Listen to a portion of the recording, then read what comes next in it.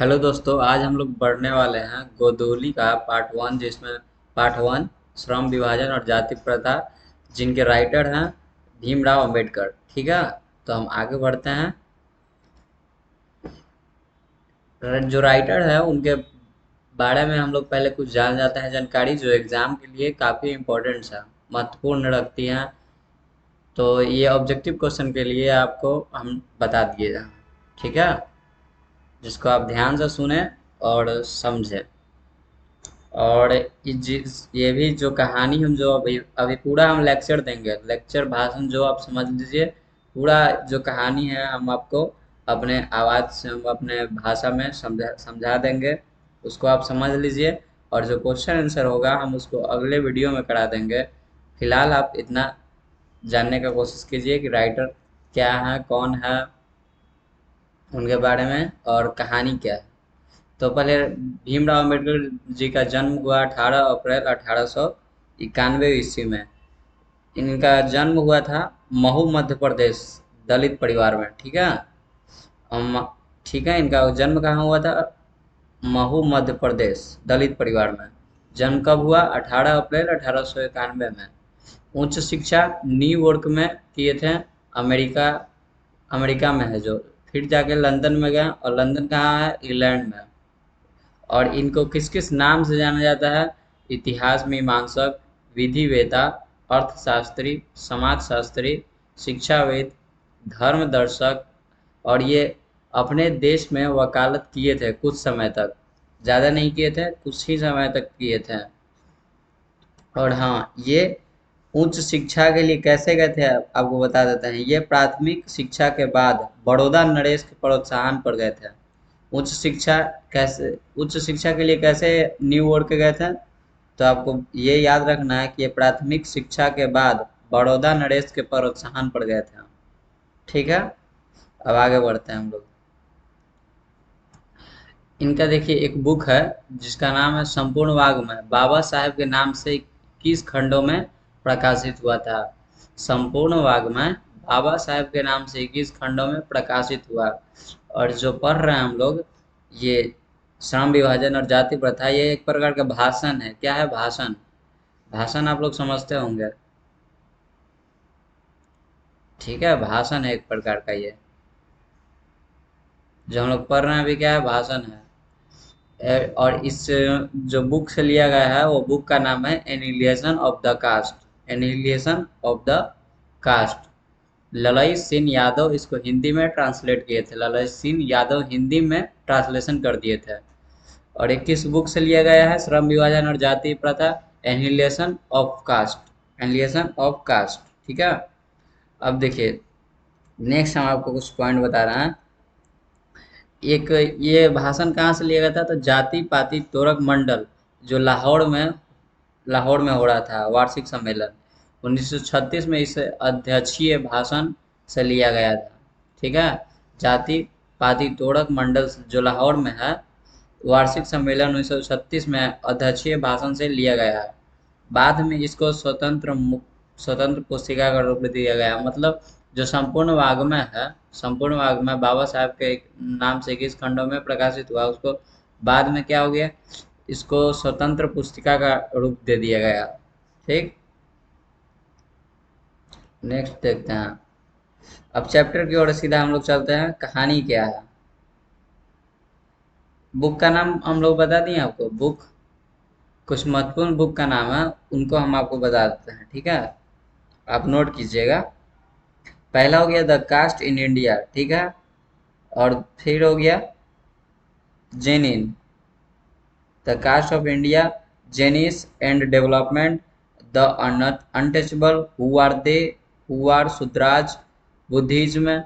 ये सब बहुत सारे इनके बुक है, जो आप अपने बुक से नोट कर लीजिएगा। इसको, ये बुक्स का नाम याद कर लीजिएगा, आपको ऑब्जेक्टिव के लिए पूछ दिया जाएगा। हम बुक्स का नाम यहाँ पे इसलिए नहीं लिखे हैं क्योंकि बहुत सारा बुक्स का नाम था, एग्जाम में कोई ठीक नहीं है कौन सा बुक का नाम आपको पूछ देगा। लेकिन हाँ, ऑब्जेक्टिव के लिए एक महत्वपूर्ण ऐसा कोई ऑब्जेक्टिव बुक का नाम बताना है, द कास्ट इन इंडिया। इसको याद रखिएगा आप लोग। बुद्ध एंड हिज धम्मा, इसको याद रखिएगा। The rise and fall of the Hindu, annihilation of caste, ये याद रखिएगा आप लोग। अब हम लोग कहानी की ओर बढ़ते हैं। कहानी क्या कहता है हमारा? कहानी हमारा है जाति प्रथा और श्रम विभाजन। जाति प्रथा, देखिए जाति से श्रम विभाजन मतलब जाति से ही उसका काम का विभाजन हो रहा है। तो इसमें राइटर क्या लिखे हैं, यह विडंबना की बात है कि इस युग में जातिवाद के पोषक की कमी नहीं है। मतलब कह रहे हैं कि बहुत आश्चर्य की बात है कि इस युग में, भारत में, इस युग में भी जाति के बढ़ावा देने वालों की कमी नहीं है। असमर्थन का एक आधार यह कहा जाता है कि आधुनिक सभ्य समाज का कार्य कुशलता के लिए श्रम विभाजन आवश्यक माना जाता है। यहाँ पे भारत के लोग को कहना है कि जिसका जाति है वो उसी के अनुसार काम करेगा। तो यहाँ पे यही लिखा हुआ है कि आधुनिक सभ्य समाज कार्य कुशलता के लिए श्रम विभाजन को आवश्यक मानता है। ठीक है। और चूंकि जाति प्रथा भी श्रम विभाजन का ही दूसरा रूप है। जाति प्रथा क्या है, उसको काम के लिए ही प्रेरित करता है, जात के अनुसार उसको काम दे दिया जाता है। इसीलिए इसमें कोई बुराई नहीं है। तर्क के संबंध में पहली बात तो यह आपत्तिजनक है कि जाति प्रथा श्रम विभाजन के साथ साथ श्रमिक विभाजन का रूप लिया जाता है। देखिए जो भी काम आजकल हो रहा है उसको, अगर देख लिए कोई जूता सिल रहा है तो उसको क्या हम बोल दे रहे हैं, क्या है कि चमाड़ है। जो कपड़ा धो रहा है उसको बोल दे रहे हैं धोबी है। तो ऐसा नहीं है, ऐसा नहीं करना चाहिए हम लोग को। हो सकता है उसके पीछे कोई और कारण हो। तो राइटर बस यही लिखे हैं कि उसके काम के अनुसार लोग उसके जाति का नाम रख दे रहे हैं। आगे क्या लिखा हुआ है? श्रम विभाजन निश्चय ही सब समाज की आवश्यकता है, परंतु किसी भी सब समाज में श्रम विभाजन की व्यवस्था श्रमिक के विभिन्न वर्गों के अस्वाभाविक विभाजन नहीं करती है। भारत की जाति प्रथा एक और विशेषता यह है कि श्रमिकों का अस्वाभाविक विभाजन ही नहीं करती, बल्कि विभाजित वर्गों को एक दूसरे की उपेक्षा, उच्च नीच भी करार देती है। अब देखिए जो काम हो रहा है, हम लोग काम करते हैं, तो अगर ऊंचे जाति के भी लोग हैं जो काम कर रहे हैं, जैसे सफाई भाई हो गया, तो उनको क्या, लोग नीचे कुछ अलग नज़र से देखते हैं। देखते हैं नहीं देखते हैं, बिल्कुल देखते हैं। तो यही कहना चाह रहे हैं कि काम के अनुसार, जो काम जाति के अनुसार जो काम दिया जा रहा है उसमें लोगों के बीच ऊंच नीच का भाव उत्पन्न होता है, जो विश्व के किसी भी समाज में नहीं पाया जाता है। मतलब विश्व के किसी भी समाज में सब नहीं पाया जाता है, सिर्फ भारत में ही पाया जाता है। जाति प्रथा को यदि श्रम विभाजन मान लिया जाए तो यह स्वाभाविक विभाजन नहीं है, क्योंकि यह मनुष्य के रुचि पर आधारित नहीं है। बिल्कुल सही बात है, यह मनुष्य के अनुसार नहीं होता है। कुछ कुशल व्यक्ति या सक्षम श्रमिक समाज का निर्माण करने के लिए यह आवश्यक कि हम हर व्यक्ति की क्षमता इस सीमा तक विकसित करें कि जिसमें वह अपने पेशा का कार्य चुनाव स्वयं कर सके। इनका कहना है, भीमराव अम्बेडकर जो राइटर हैं वो कह रहे हैं कि उनके कार्य कुशलता के अनुसार जो उनका इच्छा है वैसा काम दिया जाए, उनको ऐसा काम करने दिया जाए। ऐसा नहीं कि वो चमार है तो उनको चप्पल जूता सीने के लिए मिल जाए, और धोबी हैं जो उनको कपड़ा धोने के लिए मिल जाए। तो ऐसा नहीं होना चाहिए। अब आगे क्या बोल रहे हैं? इस इस सिद्धांत के विपरीत जाति प्रथा का दूसरी सिद्धांत यह है कि इससे मनुष्य के प्रशिक्षण अथवा उसकी निजी क्षमता पर विचार किए बिना दूसरों के दृष्टिकोण, जैसे माता पिता के सामाजिक स्तर के अनुसार पहले से ही अर्थात गर्भधारा के समय से मनुष्य का पेशा निर्धारित कर दिया जाता है। आप लोग देखते होंगे गांव में उनके पिता जो कर रहे हैं, उनका बच्चा जो आने वाला होगा तो हाँ ये भी यही करेगा। हाँ दुकान खोले है तो दुकान को चलाएगा। ये सब नहीं होना चाहिए। वो जो उसके अंदर जो क्षमता है उसको करने दीजिए, वो भरने दीजिए। ऐसा नहीं कि बस उसको पहले से ही बता रहे हैं कि हाँ तुम बाबू तुमको यही काम करना है तो करना है। ऐसा नहीं होना चाहिए। उसके अंदर जो जो भी क्वालिटी है उसके अनुसार उसको काम देना चाहिए, मिलना चाहिए, ऐसा हो। जाति प्रथा पेशा का दोषपूर्ण पूर्व निर्धारण ही नहीं करती, बल्कि मनुष्य के जीवन भर के लिए पेशे में बांध भी देती है। भले ही पेशा अनुपयुक्त या अपर्याप्त होने के कारण वह भूखे मर जाए। आधुनिक युग में यह स्थिति प्राय आती है, क्योंकि उद्योग धंधों की प्रक्रिया व तकनीक में निरंतर विकास और कभी कभी आकस्मिक परिवर्तन हो जाता है, जिसके कारण मनुष्य को अपना भी पेशा बदलने की आवश्यकता पड़ सकती है। यदि प्रकृति प्रतिकूल परिस्थिति में भी मनुष्य को अपना पेशा बदलने की स्वतंत्रता न हो तो इसके लिए भूखों मरने के अलावा क्या चारा रह जाता है? यहाँ हर बार जाति और श्रम का ही बात किया जा रहा है। अब देखिए कभी कभी ऐसा होता है कि हाँ हम तो ये कास्ट हैं तो ये काम कर दूसरा काम कैसे कर सकते हैं, हमारा तो यही काम है, भले ही हम क्यों भूखे न मर रहे हों। कभी कभी ऐसा स्थिति आपको देखने के लिए मिलता होगा या आपके मन में भी आता होगा ऐसा कि हाँ हम तो ये हैं तो इससे ज़्यादा क्या कर सकते हैं। तो ऐसा नहीं होना चाहिए। आप में जो क्वालिटी है उसको कीजिए, बखूबी कीजिए, अपने हुनर को दिखाइए। जो भी आपको जिसमें आपको इंटरेस्ट है उसमें अपना इंटरेस्ट दिखाइए, जिसके कारण मनुष्य को अपना पैसा बदलने पे हाँ पड़ सकती है। देखिए कभी कभी भूखा मर रहा है तो क्या करेगा, अपना काम जो है उससे अगर उसका भूख नहीं मिट रहा है तो क्या करेगा, दूसरा काम पकड़ेगा ही, बिल्कुल पकड़ेगा। इसमें कोई जाति से लेना देना नहीं होना चाहिए। आगे क्या बोलते हैं, नेक्स्ट आगे बढ़ते हैं हम लोग नेक्स्ट पेज में। इस प्रकार हम देखते हैं कि श्रम विभाजन की दृष्टि से भी जाति प्रथा गंभीर दोष से युक्त है। तो इस प्रकार हम लोग देख रहे हैं कि जो काम है वो जाति से कितना रिलेटेड है, मतलब कितना संबंध है एक दूसरे में, जाति में और काम में। जाति प्रथा का श्रम विभाजन मनुष्य की स्वेच्छा पर निर्भर नहीं रहता है। मनुष्य की व्यक्तिगत भावना तथा व्यक्तिगत रुचि का इसमें कोई स्थान अथवा महत्व नहीं रहता। इस आधार पर हमें यह स्वीकार करना पड़ेगा कि आज के उद्योग में गरीबी और उत्पीड़न इतनी बड़ी समस्या नहीं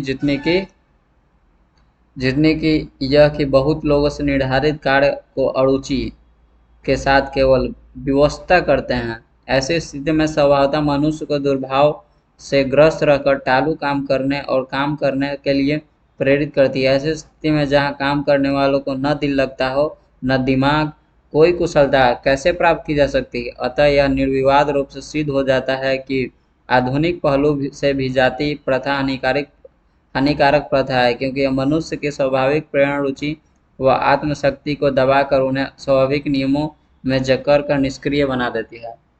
अब जैसे देखिए अब हमको पढ़ने का मन है, पढ़ाई करने का मन है, अब हमारे फैमिली कह रहे हैं कि नहीं तुम ये काम करो, ये काम करो, वो काम करो। तो ऐसा नहीं होना चाहिए। अगर हमें आगे बढ़ने के लिए कुछ हम करना चाहते हैं तो करने दिया जाए, क्योंकि ये जाति पर डिपेंड नहीं कर रहा कि हम ये जाति हैं तो हम यही काम करेंगे। क्यों बस छोटे जाति को आईपीएस आईएएस बनने का मौका नहीं मिलेगा? बनते नहीं हैं, बने हुए नहीं हैं, बिल्कुल हैं।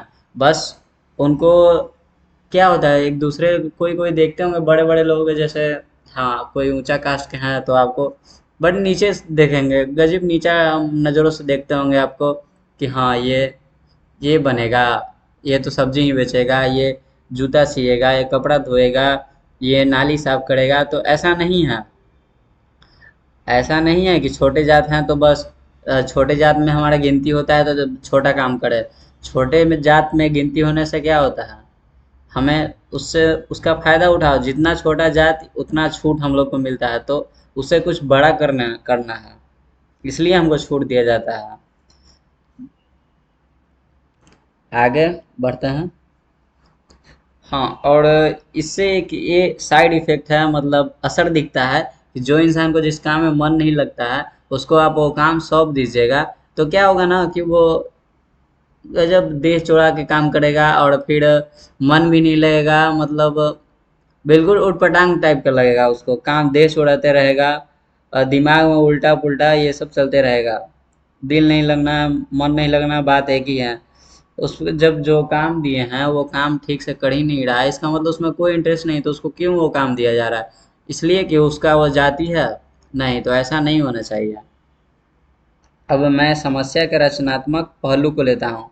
मेरे द्वारा जाति को प्रथा को आलोचना सुनकर आप लोग मुझसे यह प्रश्न पूछना चाहोगे कि यदि मैं जाति के विरुद्ध हूँ तो फिर मेरी दृष्टि में आदर्श समाज क्या है। मेरा उत्तर होगा कि आदर्श समाज स्वतंत्रता, समता, भ्रातृत्व पर आधारित है। क्या यह ठीक नहीं है? मतलब यहाँ पे डॉक्टर भीमराव अम्बेडकर कह रहे हैं कि आदर्श समाज क्या है, तो उनका उत्तर क्या मिला? मेरा उत्तर हुआ कि मेरा आदर्श समाज स्वतंत्र होना चाहिए, समता होना चाहिए मतलब एक समान, भाईचारा होना चाहिए मतलब भ्रातृत्व यहाँ पे लिखा हुआ है, भाईचारे पर आधारित होना। क्या यह नेक्स्ट है, क्या यह ठीक नहीं है कि भ्रातृत्व अर्थात भाईचारे में किसी को क्या आपत्ति हो सकती है। किसी भी आदर्श समाज में इतनी गतिशीलता होनी चाहिए कि जिसमें कोई भी व्यक्ति वांछित परिवर्तन समाज से एक छोर से दूसरे छोर तक संचारित हो सके। ऐसे समाज को बहुविध हितों में सबका भाग होना चाहिए तथा उन सबको उनकी रक्षा के प्रति सजग रहना चाहिए। सामाजिक जीवन में आबंध संपर्क में अनेक साधन व अवसर उपलब्ध रहने चाहिए। तात्पर्य यह है कि दूध पानी के मिश्रण की तरह भाईचारे की वास्तविक देखिए, यहाँ पे भीमराव अम्बेडकर भाईचारे को तुलना किससे किया है, ये ऑब्जेक्टिव क्वेश्चन में पूछा जाएगा। भाईचारे की तुलना किससे किया गया है, ये जाति प्रथा में, जाति प्रथा और श्रम विभाजन में, तो दूध और पानी से किया गया है। ऑब्जेक्टिव के लिए बहुत ही महत्वपूर्ण है। और इसी का दूसरा नाम लोकतंत्र है। भाईचारे का ही दूसरा नाम क्या है, लोकतंत्र है। क्योंकि लोकतंत्र केवल शासन की एक पद्धति ही नहीं, लोकतंत्र मूलतः सामूहिक जीवनचर्या की एक रीति तथा समाज में सम्मिलित अनुभवों का आदान प्रदान का नाम है। इसमें यह आवश्यक है कि अपने साथियों के प्रति श्रद्धा और समानता भाव हो। देखिए, आदर्श समाज यही है कि जिसमें भाईचारा हो, समानता हो, स्वतंत्रता हो, इसे ही हम क्या कहेंगे, आदर्श समाज, या भीमराव अम्बेडकर भी यही कह रहे हैं। और भाईचारे का मतलब यहाँ पे ये तात्पर्य दिया गया है कि दूध और पानी जैसे मिल जाता है तो पता नहीं चलता है कि उसमें पानी कौन है और दूध कौन है, मिला देने पे सब एक जैसा कलर हो जाता है। तो वैसा ही भातृत्व का मतलब यहाँ पे वही कहा गया है। और हम ये चैप्टर जो बुक में 2 पेज था वो आपको समझा दिए हैं। और अगले वीडियो में हम क्वेश्चन आंसर लेके मिलेंगे। तो प्लीज़ आप अगर चाहते हैं कि हम पढ़ें हमारे चैनल से, तो चैनल का सब बेल आइकॉन सब्सक्राइब कर लीजिए ताकि आपको नोटिफिकेशन टाइम टू टाइम मिलता रहे। और वीडियो थोड़ी थोड़ी टाइम से लेट आएगी क्योंकि कुछ प्रॉब्लम है। Thank you.